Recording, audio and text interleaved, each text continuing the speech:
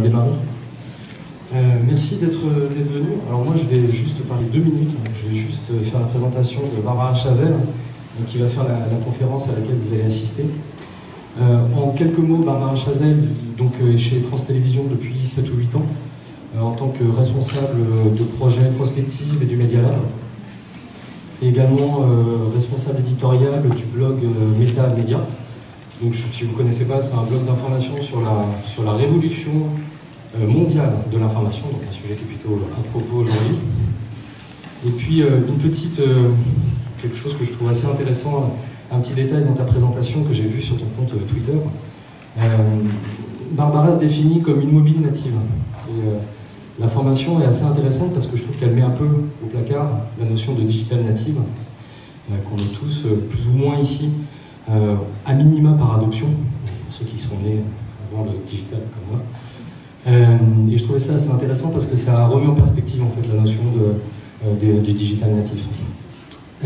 Donc du coup Barbara va vous présenter pendant une quarantaine de minutes les tendances éditoriales et puis les défis de la communication de demain, on peut peut-être même considérer comme les défis d'aujourd'hui. On aura sur la séquence 20 minutes à la fin de questions-réponses. Alors ces 20 minutes, elles vont arriver juste avant le repas, donc en fonction de où ira votre appétit, c'est-à-dire soit le débat, soit le repas, ça durera plus ou moins longtemps. Après, ça dépendra aussi des questions que vous aurez. Je vais essayer d'y contribuer si jamais vous séchez un peu en termes de questions. Et elle va vous présenter pendant ces 40 minutes donc une quinzaine de tendances éditoriales et 5 grands défis qu'elle a identifiés pour que l'on puisse en débattre après. Alors attention, par contre, on n'est pas à l'abri de faire une chose.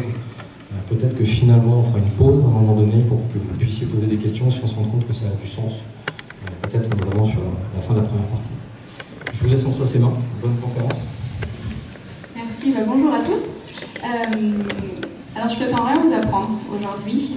Je pense qu'il y a beaucoup de choses que vous connaissez déjà. Je vais juste essayer de faire une synthèse de tout ce qui se passe. Ça va très vite, il y en a partout. C'est compliqué de suivre. Donc voilà, c'est en tout cas la mission que je me suis donnée ce matin, d'essayer de faire le tri un peu dans toutes les infos qu'on peut voir passer et les tendances numériques. Mon prisme, évidemment, il est média. Je viens de France Télévisions, ça fait 8 ans que j'y suis.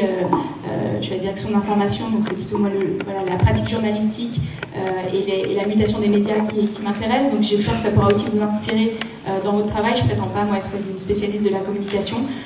Mais voilà, peut-être qu'il y a quand même des choses peut-être à reprendre pour vous. Juste sur le fait d'être mobile native, effectivement, donc c'est même déjà un peu vieux parce qu'on parle pour la génération Z, donc les ados, eux ils se disent social natif, donc il y a encore une autre étape que juste mobile. Alors justement, on va commencer par juste 5 chiffres d'usage, je trouve qu'ils sont intéressants à garder en tête. Le premier, c'est que donc effectivement, les Français sont mobile first, donc ça c'est Médiamétrie qui nous le dit depuis 2015, donc 2/3 des connexions Internet en France se font via un écran mobile, donc que ce soit un smartphone, une tablette ou un ordinateur, et près d'1 Français sur 2 privilégie son téléphone pour se connecter. Donc ça c'est Médiamétrie 2017, voilà. Mais ce qui est nouveau, c'est que les Français sont de plus en plus mobile only. Donc qu'est-ce que ça veut dire? Ça veut dire qu'ils n'ont plus d'autre accès à Internet que leur téléphone. Ça concerne près d'1 Français sur 4. Donc ça commence à peser dans la balance. Une conséquence de ça, c'est la vidéo. Donc on sait que la vidéo, c'est un des formats de communication majeurs. Ça va aller en s'accélérant, et donc selon les études, on est entre 40 et 50% des vidéos qui seront consommées sur mobile d'ici 2020. Un petit point sur les jeunes. Bon là pour Médiamétrie, les jeunes en question, c'est les 15-24. 2017, ça a été une année de bascule où les jeunes, donc c'est 15-24 ans, ont passé plus de temps sur Internet qu'à regarder la télé. Donc ça c'est une donnée aussi qui, en tout cas pour moi, est intéressante. Alors que le rapport, il y a 5 ans, était quasiment 3 fois plus important pour la consommation télé. Donc on voit qu'en 5 ans, il y a eu une bascule énorme qui s'est faite, ça va très vite. Et 5e donnée aussi à avoir en tête à mon avis, c'est évidemment l'usage des plateformes sociales. Je vous ai dit la génération Z, on parle de social natif. 50% des Français se connectent tous les jours sur une plateforme sociale, donc un Facebook, un Instagram, etc. Donc évidemment, ces lieux de destination sont des portes d'entrée importantes de communication, d'information qui réunissent des millions, des milliards d'utilisateurs. Donc évidemment que la force de frappe est massive, on ne peut pas faire comme si ça n'existait pas, même si on entend passer des chiffres que oui, Facebook a perdu 3 millions d'utilisateurs quotidiens en Europe sur l'année dernière. Donc il y a comme, suite aux divers scandales qu'il y a eu, notamment liés à la protection des données personnelles, donc il y a cette tendance-là, mais en même temps, ceux qui utilisent aussi des heures et des heures par jour, donc on ne peut pas dire non, en fait c'est la fin de l'ère sociale, les gens en ont marre de donner leurs données personnelles, on n'en est absolument pas là. Donc, maintenant qu'on a ça en tête, on va passer à 15 tendances éditoriales, en tout cas voilà, des formats que j'ai pu voir passer qui me semblent intéressants et qui disent aussi quelque chose sur la manière de consommer l'information, la manière de s'informer, de communiquer, etc. Première chose que je veux vous dire, c'est que tout est possible.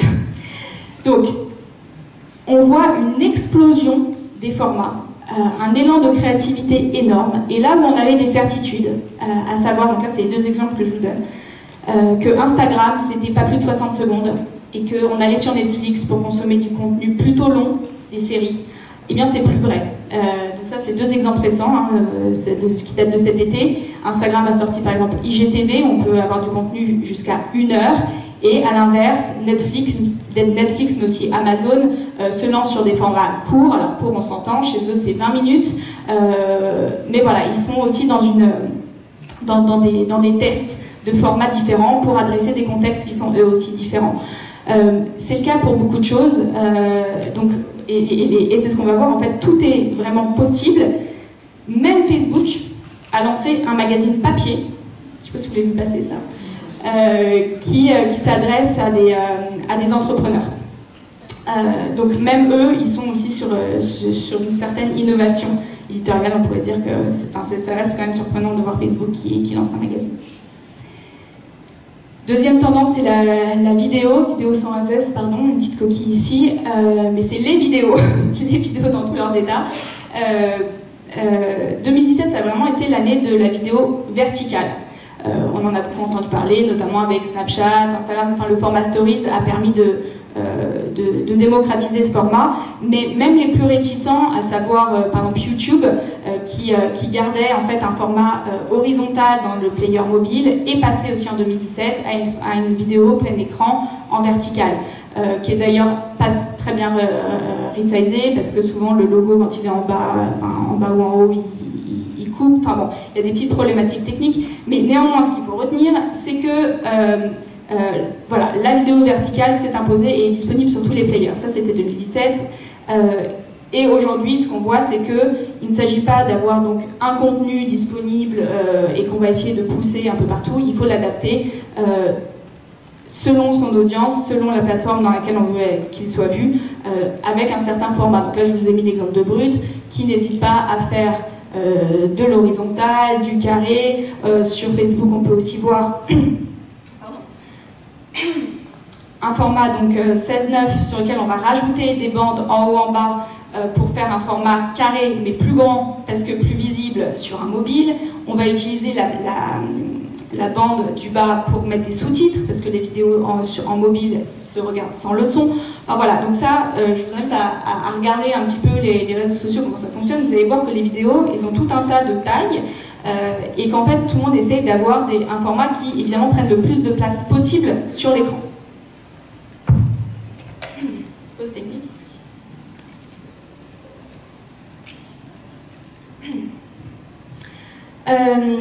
Les durées aussi selon les plateformes varient et donc il y a des durées optimales. Donc là c'est un peu, c'est plus ou moins un doigt mouillé parce qu'il y a quand même des instituts marketing d'études qui essayent de voir justement quelle est la durée. Par contre ce qui reste pour chacune des plateformes, c'est que globalement le taux d'attention d'un utilisateur, du public, est très faible, c'est-à-dire qu'il faut capter l'attention en moins de 3 secondes. Sinon, on est passé à autre chose. Donc évidemment, il faut capter l'attention en 3 secondes et la garder. Et en fait, on garde... après, ça joue sur les 10 premières secondes. Donc les 3 secondes, capter l'attention. 10 secondes, si on a réussi déjà à capter l'attention pendant 10 secondes, il y a de fortes chances que l'utilisateur regarde une bonne partie de votre vidéo ensuite. Donc le challenge, il est super difficile. Parce que, voilà, en termes de storytelling, de communication, c'est très compliqué. Je ne sais pas si vous êtes un petit peu sur Instagram. Alors, il y en a qui arrivent à faire qui ont trouvé des moyens pour justement attirer l'attention des utilisateurs. Notamment, moi, l'exemple que j'aime bien donner, c'est celui des vidéos de cuisine. Il y a tout un tas de gens qui font des recettes en super accéléré, avec les 5 ingrédients, etc. Et souvent, en fait, la vidéo, on voit les dernières images, genre les 2 dernières secondes, 3 dernières secondes, et ensuite la vidéo redémarre au début. Donc c'est comme il y a eu le teaser de la fin au début, et après on réenchaîne. Donc en fait, il n'y a pas de suspense sur Internet.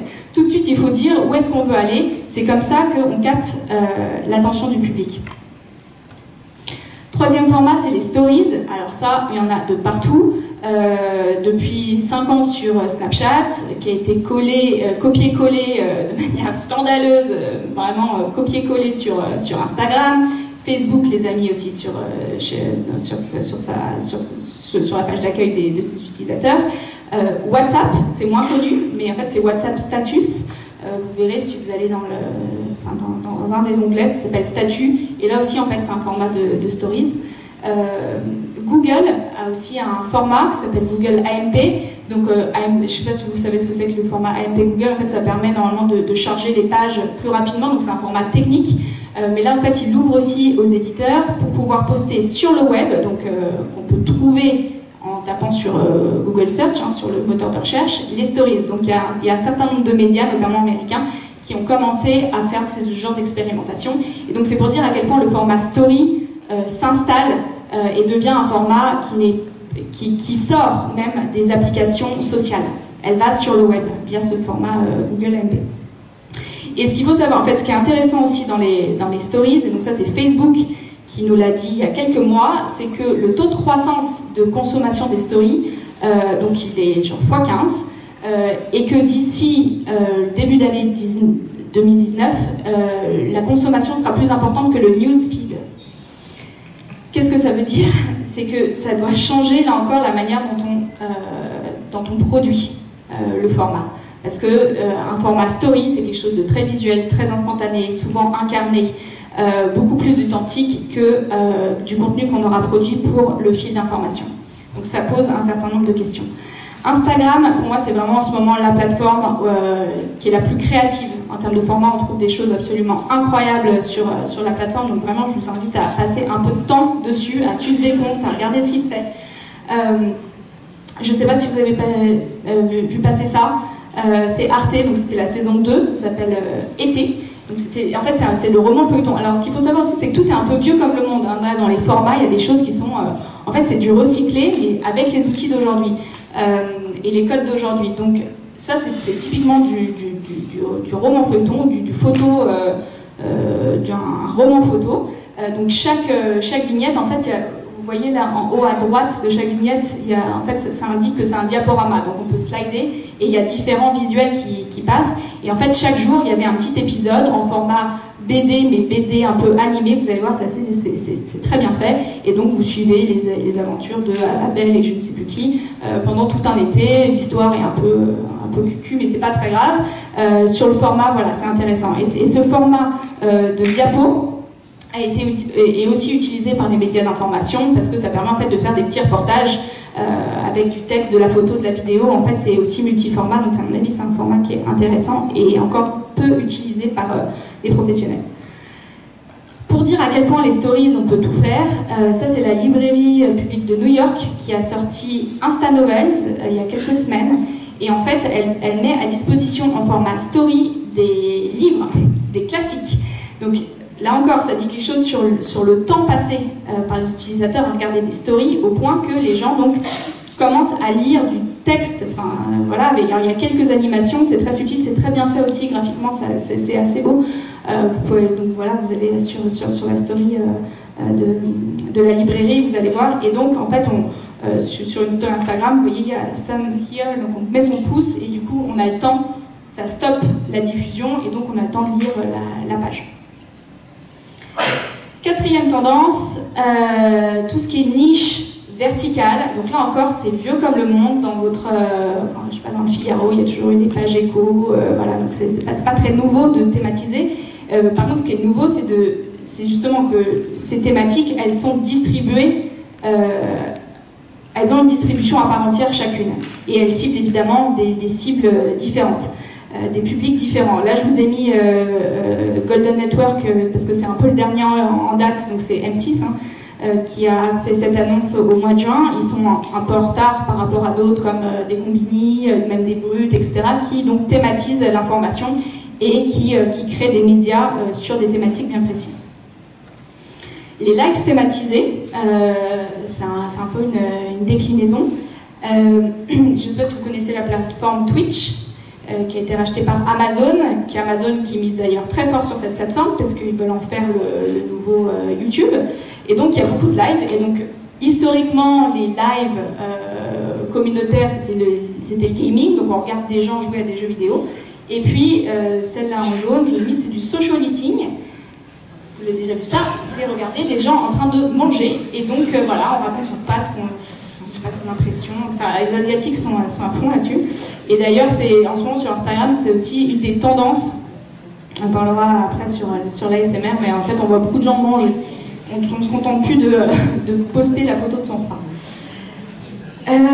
Sixième tendance, les contenus mobiles premium. Surtout l'année dernière, on a vu apparaître là ces 3 offres. Donc, c'est du contenu pensé pour mobile, payant. Donc on s'abonne, on paye l'application, on paye pour avoir du contenu, donc comme je dirais un Netflix, mais avec des contenus uniquement mobiles, pensés pour mobile. Donc à voir si l'offre se développe. Je pense que c'est encore un petit peu tôt en termes de business model et que les utilisateurs ne sont pas encore prêts pour ça. Néanmoins, je pense que c'est une tendance à suivre. Septième tendance, les newsletters. Je crois que c'est cet après-midi que vous avez un atelier dessus, donc c'est super. En fait, les newsletters, on croyait que c'était mort, que ça n'avait plus aucun intérêt. Ce n'est pas vrai. Les newsletters se font elles aussi très thématisées, très précises. Par exemple, le Télégraphe, là, en juin, a sorti 6 ou 7 newsletters. Alors ça va de la politique au rugby, en passant par une newsletter spéciale sur Game of Thrones. Donc voilà, on est sur de la niche là encore. Je vous ai mis aussi, alors après il peut y avoir des newsletters comme des billets d'humeur, par exemple pour Slate, et puis celle au fond on voit mal parce qu'en fait c'est très long. Vous voyez qu'en fait la newsletter c'est comme déjà un article en soi, enfin tout est déjà dit dans la newsletter. Et c'est The New York Times aussi qui a cette stratégie de dire en fait la newsletter c'est un média en soi et elle n'est pas pensée pour amener du trafic sur le site premium. Elle est pensée comme déjà un média et qui se suffit à lui-même.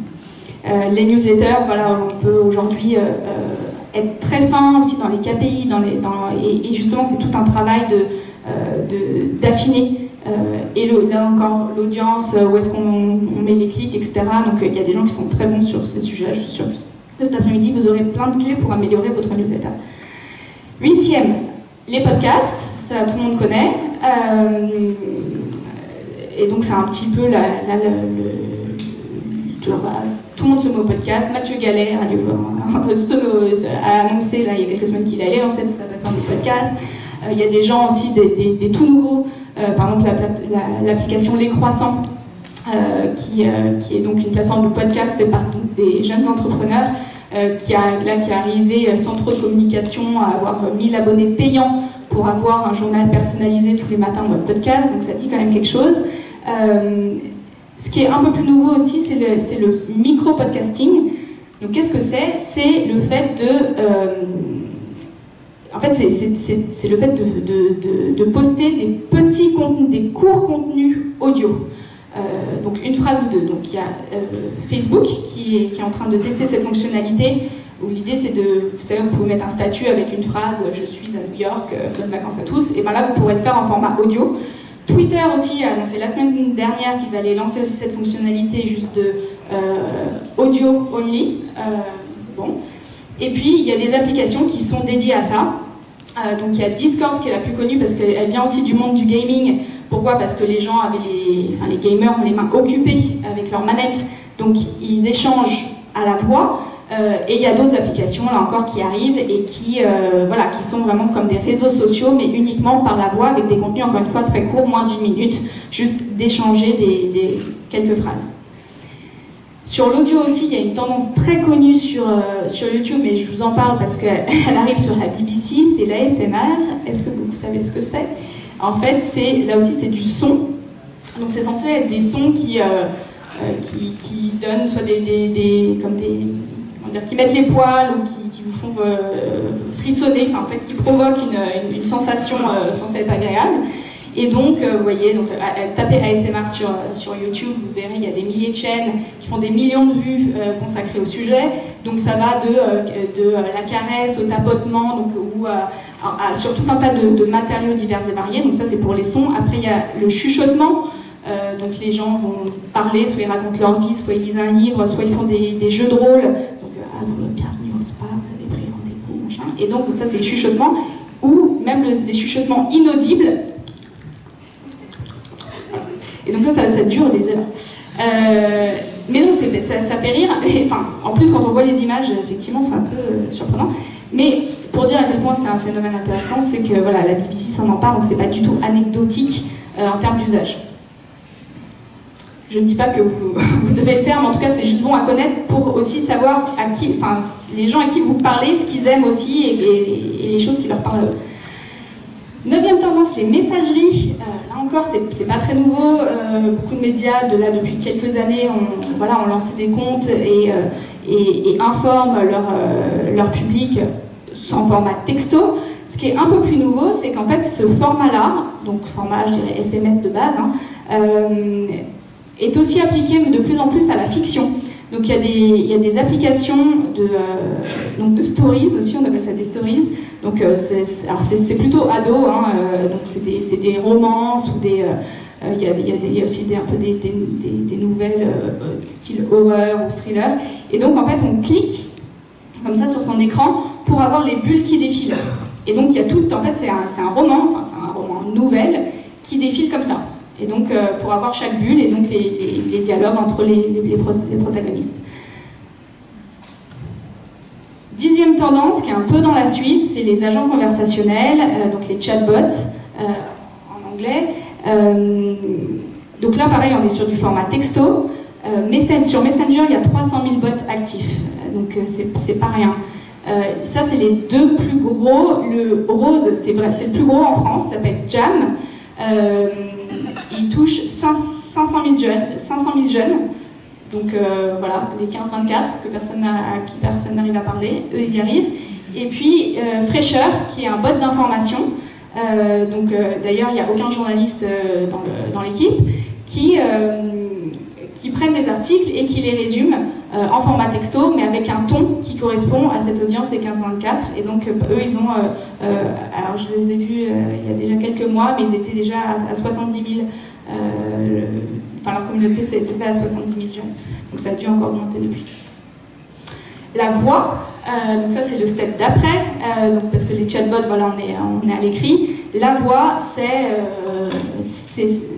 censé nous faciliter encore plus la vie, avec les bornes qui arrivent un peu partout. Ça pose quelques questions évidemment en termes de données personnelles, puisque pour que la borne réponde, elle doit écouter tout ce qui se passe dans la pièce. Les Google, Amazon, etc. nous disent qu'ils ne gardent pas les données, ça reste à prouver. Néanmoins, là aussi, France Télévisions notamment et d'autres, on commence à faire des tests parce que un des usages, c'est de s'informer, donc la météo évidemment, quel est le temps qu'il fait ce matin, mais aussi, oui, le dernier journal, que s'est-il passé en Libye ou je ne sais quoi. Donc voilà, les bornes vont commencer aussi à répondre à ce genre d'infos et c'est très pratique. Et beaucoup plus conversationnel aussi, donc évidemment dans la manière, donc ça c'est un petit peu les premières études et les retours d'expérience qui sont faites là notamment par Amazon, c'est que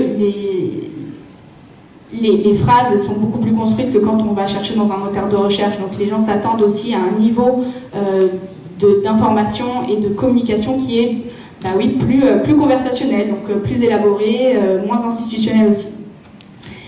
12e, la réalité augmentée. Alors ça, ce sera ce qu'on nous vend à terme avec des lunettes, et donc on se balade dans la rue et on a tout un tas d'informations contextuelles qui arrivent. On n'y est pas du tout. Mais par contre, ce qui est intéressant, c'est que la réalité augmentée, elle arrive par le mobile et avec des applications qui sont déjà très grand public, Pokémon Go, voilà, mais Snapchat aussi, c'est de la réalité augmentée. Et puis après, il y a d'autres médias, donc Quartz et puis même France Télévisions, les spéciales, on teste ce moyen d'informer aussi par ce biais. La réalité virtuelle, là encore plusieurs tendances sur la réalité virtuelle, c'est qu'on voit qu'il y a des expériences qui sont de plus en plus hybrides dans les genres, donc ça va mélanger du cirque, de l'animation, de la fiction, du documentaire, enfin en fait tous les genres sont touchés potentiellement par la réalité virtuelle, tout est possible. L'animation a l'intérêt que l'image est de bonne qualité et que ça évite le mal, ce qu'on appelle le mal de la VR, donc le fait d'avoir mal au cœur parce que c'est pas stable. Et on voit que la réalité virtuelle, ça va quand même de plus en plus... Enfin, il y a un vrai intérêt pour des expériences à grande échelle, donc soit à minima dans une salle, parfois dans des hangars, où il y a une interaction, parfois même avec d'autres humains. Donc on est à la limite aussi du théâtre immersif qu'on a pu voir émerger il y a déjà 2-3 ans. La très haute définition, ça m'intéresse en tant que France Télévisions, mais quand même, c'est là aussi sur la qualité du contenu. On a beaucoup parlé de 4K. La 8K aujourd'hui, donc à l'IFA ou à l'IBC cette année, il y en avait partout. Le Japon, en tête de file, va proposer sa première chaîne 8K là en décembre. Alors, vous allez me dire, il n'y a pas de contenus qui sont produits en 8K, c'est vrai. En fait, il n'y a pas de 4K, de 8K sans intelligence artificielle. En fait, c'est l'intelligence artificielle qui permet de recomposer l'image et de ce qu'on appelle l'upscaler en bon français pour avoir une qualité d'image suffisante. 15e, l'ère des avatars. Et donc on est dans une communication de plus en plus émotionnelle. Donc à travers les emojis, les bitmojis, les animojis, donc ça c'est la première vague. Il y a beaucoup d'applications qui vous permettent de créer votre propre avatar de manière plus ou moins réaliste de votre photo initiale. Ça va servir à la réalité augmentée et à la réalité augmentée sociale, donc avec les exemples d'Oculus et Facebook, donc ils investissent lourdement là-dessus parce que ça va être la prochaine étape de la communication, c'est d'être comme télétransporté dans un univers virtuel et d'être en relation avec d'autres. Et le dernier, là, Choose Your Mystery, en fait, c'est un peu le livre dont vous êtes le héros, donc avec votre avatar dans une histoire aussi là encore mobile, mais c'est vous qui êtes vraiment le héros. Et je terminerai là-dessus avec aussi l'arrivée des VTubers, donc c'est des avatars, mais qui sont vraiment vivants, enfin qui font des petits reportages. So it's your first time in Japan, and you probably made a list of things you want to see: cherry blossoms, Fuji, geishas, electronic toilets, etc. Donc là, elle va visiter un centre technologique et donc vous allez voir. Elle prend complètement la place d'un journaliste en fait. Et donc elle fait son reportage. Tout ça pour vous dire qu'en fait ça c'est une tendance qui ne paraît rien, mais en fait sur YouTube il y a des vraies stars qui sont des VTubers, donc des YouTubers virtuels. Et il y en a des dizaines, des centaines, et les gens les suivent comme des vraies personnes. Juste en conclusion de ces tendances édito, s'il y a une chose à retenir, c'est que vous voyez, il y a juste tout plein de choses, on peut vite se perdre, mais ce qu'il faut retenir, c'est qu'il faut revenir à la base, que la technologie, elle doit être au service de la narration et non l'inverse. Et parfois, il y a un petit peu cette tentation de dire « Ah tiens, il y a cette nouvelle appli, il y a ce nouveau format, il y a cette nouvelle techno, qu'est-ce que je peux faire avec ?» Non, en fait, c'est pas... Alors, je pense qu'il faut avoir des phases de test, mais il faut toujours repartir de l'histoire, et ça, c'est le plus important. Est-ce que j'enchaîne avec les 5 défis ou est-ce qu'on fait déjà juste une mini-pause si vous avez des questions là-dessus? Est-ce que vous avez des réactions? Moi, ça me semble très riche et très intéressant. J'ai envie d'aller picorer en fait dans les tendances que tu as présentées. Est-ce que vous voulez qu'on prenne une ou deux questions à ce stade-là ou une réaction? On continue sur les défis? Ok, on continue. On continue sur les défis. 5 défis pour vous aujourd'hui. En fait, il y en a plein, mais donc je vais faire un petit choix. Premier défi, à mon avis, quand je dis à mon avis, c'est notre avis à la direction au Media Lab France Télé, c'est le défi de l'expérience. Juste le contenu, aujourd'hui, c'est plus suffisant, parce qu'il y en a plein, trop de choix, et donc l'utilisateur est noyé. Donc, ce qui va en plus, c'est de proposer une expérience. Alors, qu'est-ce que c'est qu'une expérience? À notre avis, c'est 3 choses. Alors, en anglais, parce que ça veut mieux, il y a les 3 C, c'est plus facile à retenir. Content, donc effectivement le contenu, hein, qui reste important. Container, c'est le terminal sur lequel vous allez regarder. Si c'est un mobile, c'est pas pareil qu'un écran 8K ou qu'un casque de réalité virtuelle. Et le contexte, là encore, c'est pas pareil de regarder un contenu à 8h du matin dans le bus qu'à 20h sur un canapé après une journée de travail. Et le 4e C, mais qui est évidemment sous-entendu, c'est consumer, enfin donc c'est le public, c'est l'audience qui est évidemment au centre de tout ça. Et ça, c'est voilà, comment est-ce qu'on trouve l'équilibre entre ces différents paramètres? C'est difficile, personne n'a la bonne réponse, et pourtant c'est ça qu'il faut essayer d'adresser au maximum. Le défi des communautés, c'est revenu pas mal dans les tendances éditoriales. Vous voyez qu'on va vers de la niche, des contenus qui sont thématisés, précis.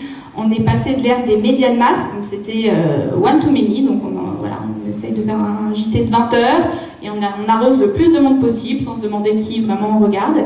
Juste beaucoup de gens, des millions de téléspectateurs, et on est content. Mais ça, c'est plus suffisant. L'étape dans laquelle on est en ce moment, c'est plutôt ce qu'on appelle les médias de précision, donc one to few, à quelques-uns, donc voilà, ces communautés, et puis on va vers la personnalisation de masse, donc du 1 à 1. Ça, on n'y est pas encore. Ce défi des communautés, ça passe beaucoup par la data, par la maîtrise de la donnée qui est aussi au service du contexte de consommation. On ne peut pas adresser cette question du contexte sans avoir de données là-dessus. Pareil pour les communautés, à qui on parle. Et cette donnée, elle est aussi sur qui parle. Alors ça, c'est plus dans les salles de rédac, mais ça peut quand même vous intéresser. De plus en plus, on voit dans les médias, donc vraiment notamment la BBC qui fait ça, mais d'autres aussi qui ont des bases de données de qui prend la parole, donc un homme, une femme, diversité ethnique, expert, etc. Donc en fait, il y a tout un tas de critères qui amènent de la diversité, donc à la fois dans la salle de rédaction, mais aussi dans les gens qu'on interroge. Et donc c'est vraiment comptabilisé comme des temps de parole, donc comme pour les présidentielles où nous, pour chaque parti, on sait combien de temps on parlait les gens, et bien là, on va aussi avoir de la data précise sur qui prend la parole à l'antenne, qui prend la parole dans le journal, etc. Et ça aussi, ça adresse la communauté parce que beaucoup de notre public ne se reconnaît pas dans ceux qui parlent. Donc c'est un défi qui est ultra important, qui est très peu adressé en France encore. Nos voisins européens sont beaucoup plus en avance, mais c'est à mon avis un défi très important à gérer. L'annexe de ça, en tout cas, c'est une partie de ce défi-là, c'est le défi de la confiance. Alors, vous, en tant que communicant public, vous avez la double peine de la crise de confiance envers les institutions publiques, enfin, le gouvernement, enfin, voilà, les pouvoirs publics, et la crise de confiance qui touche les médias. Cette crise de confiance, elle est globale. Donc oui, elle a commencé par les institutions religieuses, l'Église, puis les institutions politiques, les médias, demain l'éducation, les banques avec la blockchain, etc. Donc en fait, c'est une crise de confiance qui est générale envers les institutions. Donc comment est-ce qu'on l'adresse? Il y a à mon avis plusieurs clés. Celui de la communauté, j'en ai parlé, mais c'est une relation qui doit être davantage d'égal à égal dans la communication, dans la conversation, dans le fait de faire participer aussi le public à ce qui se fait. Donc voilà, il y a des médias qui le font très bien, alors par exemple les groupes Facebook, c'est un outil dont tout le monde parle en ce moment parce que c'est ce qui permet le plus de gérer la conversation et la participation des gens. Le deuxième, c'est l'incarnation, avec une demande d'authenticité et aussi une prise de responsabilité, donc qui parle. Donc pour un journaliste, en tout cas ça c'est un vrai défi, parce que se cacher derrière une marque média, même si tous les journalistes aiment bien mettre leur nom à la fin du papier ou passer à l'antenne, mais c'est comme il y avait encore une distance par rapport aux gens à qui il parlait. Et donc là, l'incarnation, c'est vraiment d'être au contact beaucoup plus proche avec le public. La troisième clé, c'est la transparence, notamment dans la fabrication du contenu, la fabrication de l'info. C'est un peu la continuité des deux premiers points. La pédagogie, le fait d'avoir une information qui soit incarnée mais qui ne soit pas top-down. Donc il faut aussi, les figures qui sont le plus respectées par la population, nous disent un certain nombre d'études, ce sont les experts et les entrepreneurs. Donc voilà, leur donner la parole pour expliquer ce qu'ils font. Et la cinquième, c'est l'utilité. À quoi on sert? On parle beaucoup, nous, dans le journalisme de solutions. Il ne s'agit pas juste de dire, voilà, ça c'est le problème, mais d'amener des solutions, d'être utile à la population. Le quatrième défi, c'est celui de la monétisation, ou en tout cas, pour des acteurs publics, peut-être de la rentabilité. Il n'y a pas de réponse, sinon je ne serais pas là aujourd'hui, je serais riche et loin. Mais donc voilà, tous les médias se posent cette question de ok, on a mis tous nos contenus sur Internet. Alors il y a comme un peu maintenant un revers de la médaille parce qu'il y a eu trop sur les plateformes et puis en fait il n'y a pas assez de monétisation derrière, donc on a fait marche arrière. Néanmoins, on ne peut pas s'en passer parce que, comme je vous l'ai dit, tout le monde y est. Donc, il y a des solutions alternatives qui sont en train de se faire, avec parfois aussi des choses qui sont là encore très vieilles, comme de l'événementiel, proposer des conférences et faire payer le ticket d'entrée. Il y a des médias qui se positionnent comme des experts technologiques et qui vont vendre leurs solutions, qui vont vendre de la formation.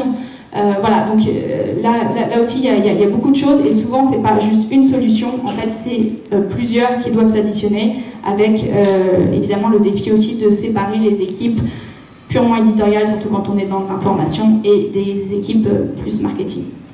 Et enfin, le cinquième défi, celui que j'aime beaucoup, c'est celui de l'innovation, qui n'est pas un défi simple parce que il n'est pas, en fait pour moi l'innovation, le défi il n'est pas tellement, enfin, il peut être technologique mais il est surtout humain.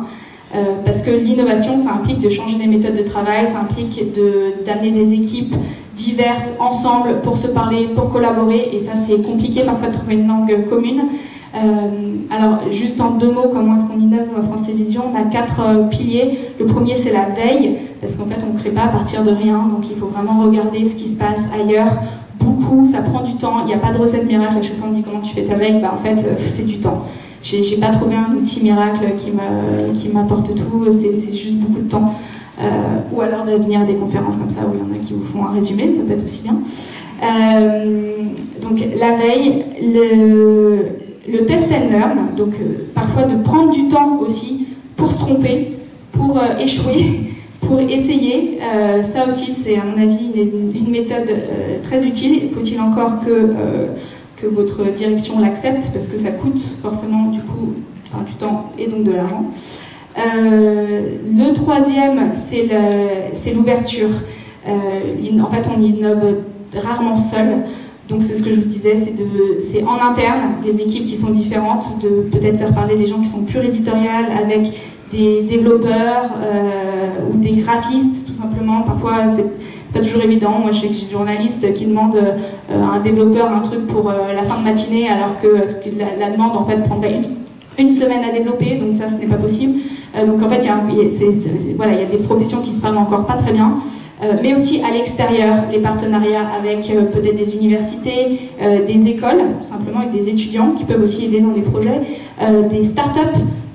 Voilà, il y a tout, et d'autres partenaires éditoriaux dans les médias. On voit aussi que parfois il y a des médias qui font des collaborations éditoriales parce que avec des échanges de contenu. Et ça, c'est une technique alors que les youtubeurs, les instagrammeurs connaissent très bien. C'est ah tiens, on fait une vidéo avec l'autre youtubeur super connu et comme ça, hop, il y a une vidéo en commun et puis ils échangent. Donc ça, c'est sur YouTube, ils le font tout le temps. Et dans les médias, ça commence, mais voilà, nos concurrents d'hier ne sont plus forcément ceux d'aujourd'hui. Donc là aussi, il faut remettre un petit peu en question. Et le quatrième pilier de l'innovation, c'est la guerre des talents. La guerre des talents, c'est 2 choses. C'est les gens que vous avez en interne, donc dans des compétences qui sont variées. C'est parfois difficile de garder notamment des développeurs parce qu'en fait, ils sont super sollicités, ils ont du boulot partout, c'est l'âge d'or pour eux, donc c'est super. Mon mari développeur, il reçoit des offres d'emploi toutes les semaines, donc il n'a pas envoyé un seul CV. et le talent de l'incarnation. Et ça, c'est pas donné à tout le monde non plus, que de prendre la parole, que d'incarner un média, d'incarner un message.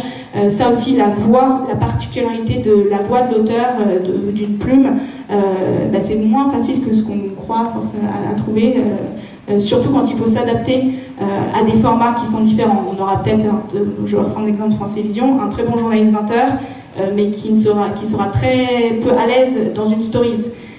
Or là aussi, en fait, il faut une personnalité qui puisse incarner, qui puisse parler aux gens à qui la story est destinée. Pour conclure, 3 choses à retenir dans tout ça, si j'avais ça, s'il va falloir en choisir 3. La technologie est un outil. Donc voilà, revenir au basique, là peut-être je vous ai donné beaucoup d'infos, vous vous sentez peut-être un peu genre wow, comment on peut adresser tout ça. Ok, c'est juste une boîte à outils, il y a des choix à faire, prenez ce qui correspond le mieux à votre besoin tout simplement. Mais c'est bon de savoir que cette boîte à outils elle est vaste et que vous pouvez aller puiser là-dedans. Le deuxième, c'est d'affirmer sa différence, son identité, son ton, et d'être en phase avec la communauté à laquelle vous vous adressez. Et enfin, le troisième, c'est oser, tester, se tromper, innover. Ça aussi, ça paraît absolument essentiel à l'heure actuelle. Voilà, merci beaucoup.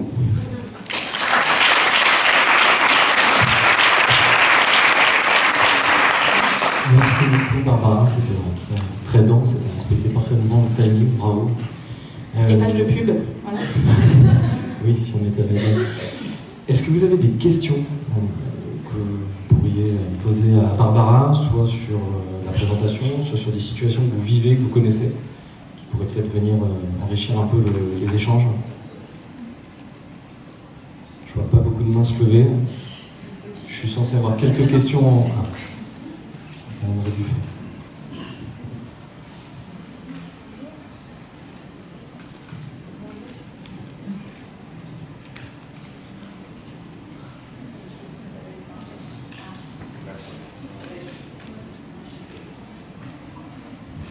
On a une vingtaine de minutes encore. Alors, bonjour, Jeanne Rebuffat, Grand Paris Sud, l'agglomération Grand Paris Sud. Il y a une question sur toutes les... Vous avez parlé des médias, et la question qu'on se pose, nous, actuellement, c'est la place... Vous avez parlé du retour, c'est très intéressant ce que vous avez présenté sur Facebook, qui sort un journal, dans les collectivités territoriales. Le premier outil, ça reste encore le journal, et nous, on se réinterroge sur, au vu de ces nouvelles tendances, comment on doit faire le lien et faire connecter nos médias, réseau, journal. Il y a plein de pistes et il y a plein de choses qui sortent. Là, vous disiez par exemple, dans un des piliers, c'était de faire intervenir des contributeurs. Vous avez peut-être d'autres retours d'expérience qui peuvent nous enrichir? Moi, je dirais que la première question à se poser, c'est qui lit votre journal et à qui vous êtes censé parler de manière générale. Donc là, je ne sais pas comment est-ce que vous avez des retours là-dessus, mais la première chose, ce serait, ok, peut-être que le journal, il est lu par une tranche de la population, et en fait, tout le reste, on ne l'adresse pas. Alors, tout le reste, si c'est dans votre mission de service public que de l'adresser, alors ça veut dire qu'il y a peut-être un autre format à trouver. Qui ne veut pas dire que le journal disparaît, mais qui est complémentaire. Donc c'est ça toute la difficulté, c'est que, en fait, le numérique impose une montée en charge de la production. On produit plus, parce qu'on produit différents formats qui à chaque fois doivent être pensés nativement pour la communauté qu'on veut adresser. Donc je ne dis pas que c'est simple, hein, mais c'est en tout cas ce qui fonctionne le mieux. Après sur le journal, encore une fois, alors la participation c'est quelque chose qui est de plus en plus demandé par les citoyens. Il y a une des tendances, mais je dirais là qui est plus large que celle des médias, c'est de passer d'un statut d'influenceur. Donc qu'est-ce que c'est qu'un influenceur? Par exemple, un youtubeur, il va dire moi je suis vegan, c'est super bien, vous aussi vous devez être vegan pour la planète, tout ça. Et donc ça c'était l'influenceur de base. Et maintenant on voit des activateurs. Et l'activateur, pour reprendre le même exemple, c'est celui qui va aller faire ses courses, qui va déballer sur la table tout ce qu'il a acheté et qui va dire voilà, alors en fait j'ai acheté mon poireau ici, ça m'a coûté tant, et voilà la recette que je peux faire avec. Il va faire la recette, il va montrer. Donc en fait on est dans voilà, de l'activation des communautés. Et en fait ça, il y a plusieurs exemples là-dedans, hein, d'activer des communautés. On parle de communautés dormantes. Donc qui ne demandent qu'à être éveillés, activés, parce qu'il y a justement via cette crise de confiance dont je parlais tout à l'heure, qui est qu'en fait les institutions ne servent plus à rien, alors on va faire nous-mêmes. Donc il y a plein d'initiatives citoyennes ici ou là, d'aller faire son jogging et en même temps de ramasser les déchets, d'aller faire son jogging mais en même temps d'aller visiter la grand-mère pour s'assurer qu'elle va bien et qu'elle a de l'eau. En fait ça c'est il y en a à l'appel en fait de ce genre d'initiative. Donc il y a des communautés qui demandent à avoir une voix, ou en tout cas une action, plus qu'une voix dans la sphère publique. Je n'ai pas forcément la solution là pour vous, mais je pense que ça peut être une piste de réflexion.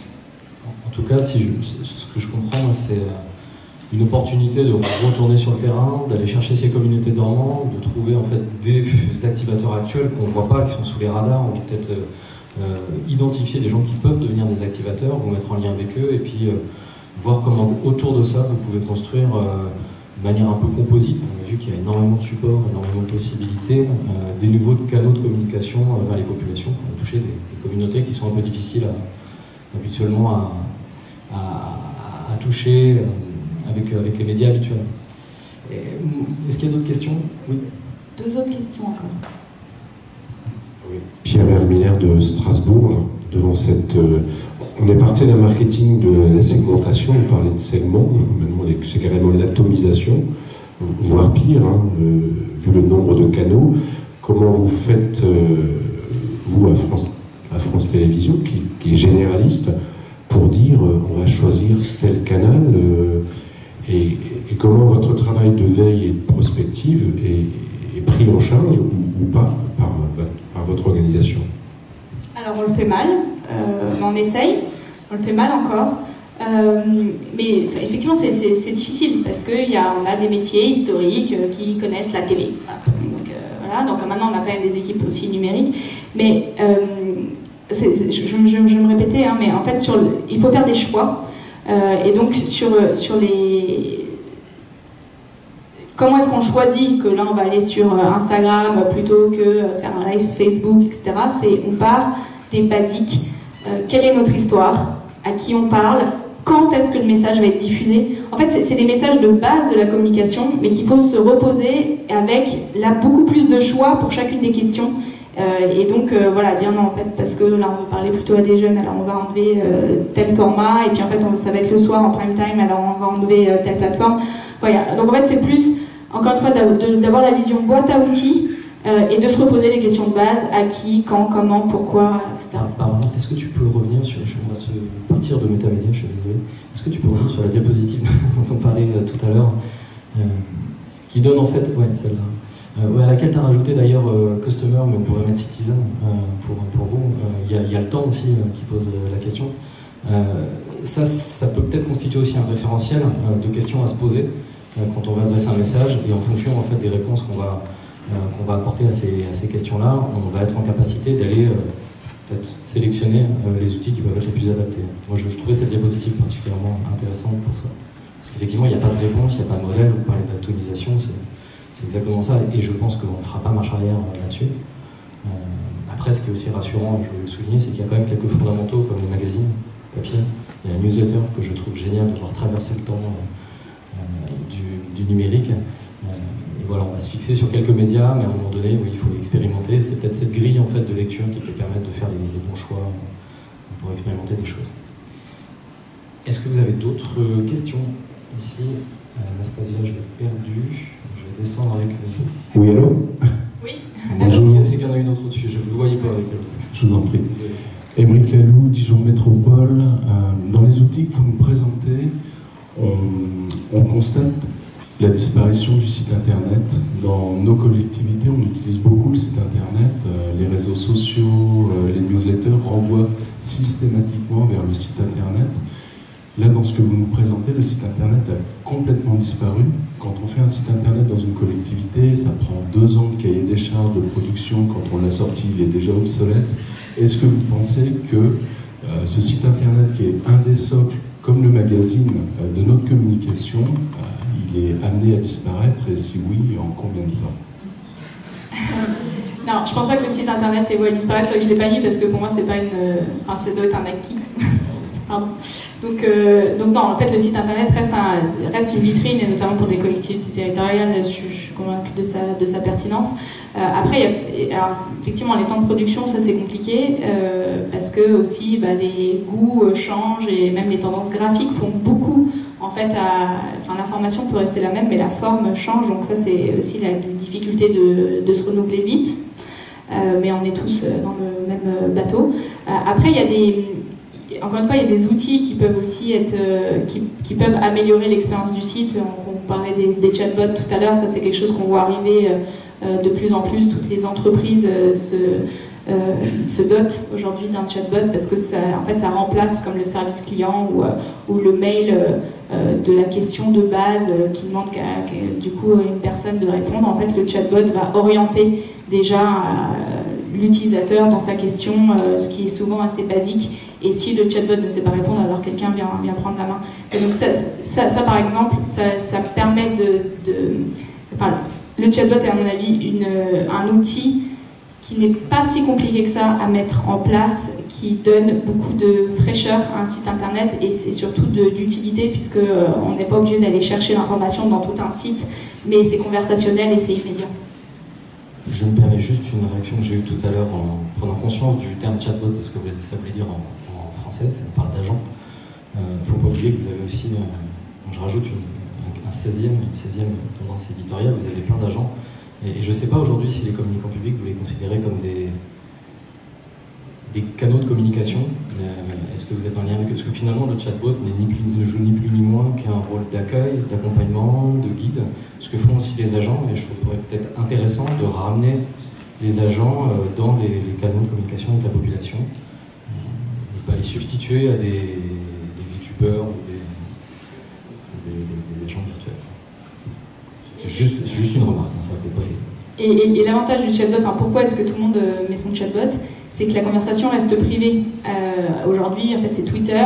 Souvent, Twitter, c'est un peu le service après-vente où tout le monde est mécontent et râle, et je les trouve pas, et votre site est mal fait, machin. Et là, c'est public.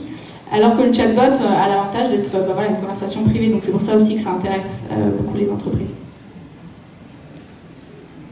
Alors, bonjour. Je m'appelle Damien Vachelet, ici.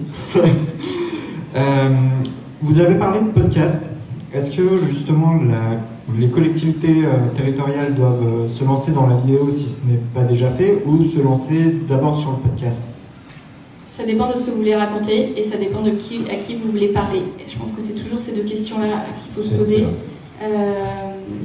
J'ai pas la réponse, ça dépend qui est votre cible et quelle est votre histoire, surtout si vous voulez, je sais pas moi, dire on vous amène dans un voyage immersif à Paris, peut-être qu'un podcast en son binaural, ça peut être intéressant.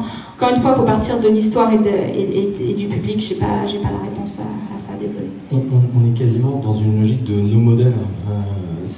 Vous avez l'obligation de devenir tous des experts de tous ces outils pour savoir piocher sur les bons. Je plaisante, mais c'est aussi le rôle de Capcom de vous donner cet accompagnement, de vous former aux différents outils. Mais le revers de la médaille du no modèle, de l'atomisation des interlocuteurs, c'est qu'effectivement il faut connaître ces outils et puis avoir le culot d'essayer des choses. Et oui, et de tester. Et juste sur le podcast, quand même, ce que j'ai pas eu le temps de dire tout à l'heure, mais c'est alors qui écoute du podcast déjà, parce qu'on entend beaucoup parler. Alors déjà dans la salle, mais parce que les podcasts en France, c'est quand même assez parisien, très CSP+, et c'est les 25-35 majoritairement. Donc ça aussi, il faut l'avoir en tête, parce que si vous voulez adresser je sais pas moi, les plus de 60 ans sur les podcasts qui habitent dans un village dans la Creuse, c'est peut-être pas le bon format. Donc là encore, ça implique que chaque format, il faut connaître les usages. Alors les usages changent, mais donc c'est aussi la difficulté. Mais en tout cas, aujourd'hui, les podcasts, nous dit Médiamétrie, c'est plutôt cette cible-là. Moi, je reviens sur les chatbots et sur la fonction que ça peut avoir aussi à l'interne. On est en train de monter un chatbot accueil au niveau de la collectivité, dans le cadre d'une application de métamoteur de chatbot.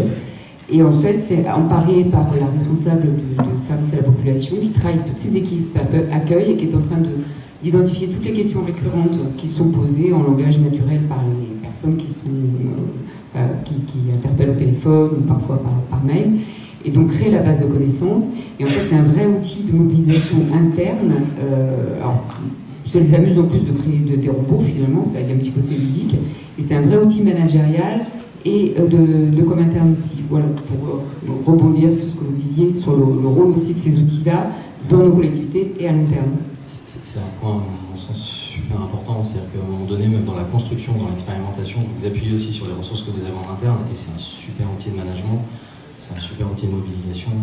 Surtout par rapport à des agents d'accueil, ils sont souvent très dévalorisés, très minimisés dans la collectivité sur voilà, le rôle qu'ils peuvent avoir, alors que là, vraiment, c'est un côté extrêmement valorisant pour eux de s'amuser à monter des chatbots. Et ça revient des fondamentaux qu'évoquait Barbara tout à l'heure, où finalement il se passe beaucoup de choses, il y a beaucoup de nouveautés, mais ce sont les fondamentaux qui restent présents, notamment les individus. Est-ce qu'il y a d'autres questions? Je crois qu'on a 5 petites minutes de plus.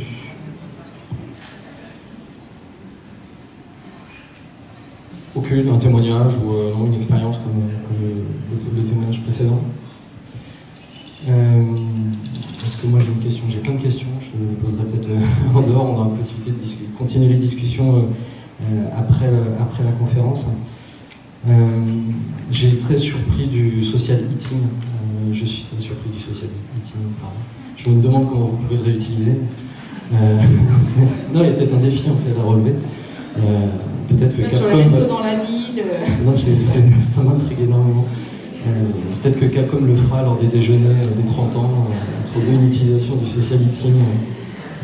Voilà. Je reste là-dessus et puis je vous souhaite une excellente fin de journée, un excellent repas.